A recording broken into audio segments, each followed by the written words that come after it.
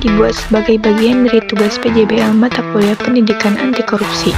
Seluruh konten disusun untuk tujuan edukatif, sebagai bentuk kampanye kesadaran akan bahaya korupsi di masyarakat.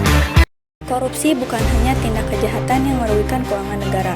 Korupsi adalah akar dari banyak masalah sosial yang kita alami sehari-hari. Dampaknya masif karena menyentuh berbagai aspek kehidupan masyarakat. Contohnya dampak pada aspek ekonomi, pendidikan, dan kesehatan. Apa yang kamu pikirkan saat mendengar kata korupsi, suap, uang rakyat yang dikuras? Tapi, pernahkah kamu berpikir korupsi itu membunuh perlahan? Bukan cuma uang yang hilang, tapi masa depan kita yang hilang.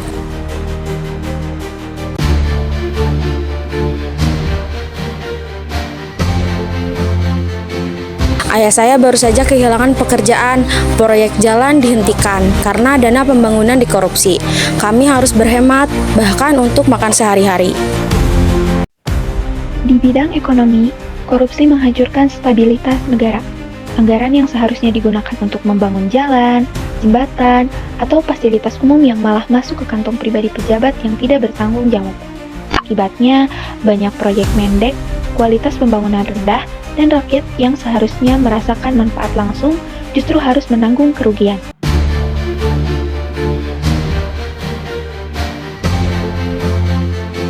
Sekolah kami sudah lama dijanjikan untuk direnovasi, tetapi uangnya hilang entah kemana. Kami belajar di kelas yang bocor, kursi yang reyot. Apa ini adil untuk masa depan kami? Dalam dunia pendidikan, korupsi menciptakan kesenjangan dan ketidakadilan. Dana yang dialokasikan untuk memperbaiki sekolah, membayar gaji guru, atau membeli perlengkapan belajar seringkali tidak sampai ke tujuan. Anak-anak di pelosok harus belajar di ruang kelas bocor, duduk di bangku reyot, atau bahkan tidak punya buku layak. Ini bukan hanya soal kenyamanan, tapi soal harapan masa depan yang dirampas secara perlahan.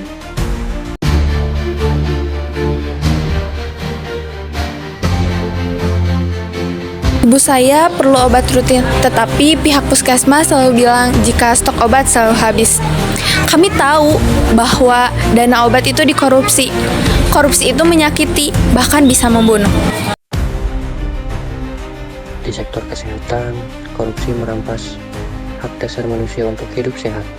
Banyak puskesmas atau rumah sakit kekurangan obat, alat medis rusak, atau bahkan tidak memiliki tenaga kesehatan yang cukup karena anggaran mereka telah dikorupsi. Dampaknya sangat serius. Ada pasien yang tidak mendapatkan penanganan tepat waktu, ada keluarga yang harus membeli obat sendiri karena stok habis, bahkan ada kehilangan nyawa karena pelayanan kesehatan yang gagal diberikan. Data KPK menyebutkan bahwa kerugian negara akibat korupsi menyentuh ratusan triliun. Itu cukup untuk membuat sekolah, rumah sakit, dan jalan desa.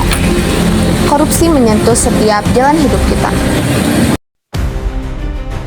Dampak korupsi tidak hanya terlihat dalam angka kerugian negara, tapi juga terasa langsung dalam kehidupan rakyat. Ekonomi menjadi lemah, pendidikan terabaikan, layanan kesehatan terbengkalai. Korupsi menciptakan ketimpangan, memperdalam kemiskinan, dan merampas hak masyarakat untuk hidup layak. Ini bukan sekadar persoalan keuangan, tapi persoalan moral, keadilan, dan masa depan bangsa.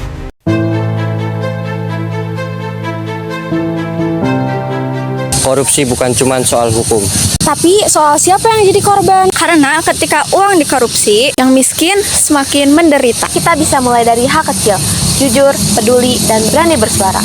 Karena diam sama dengan membiarkan korupsi menang.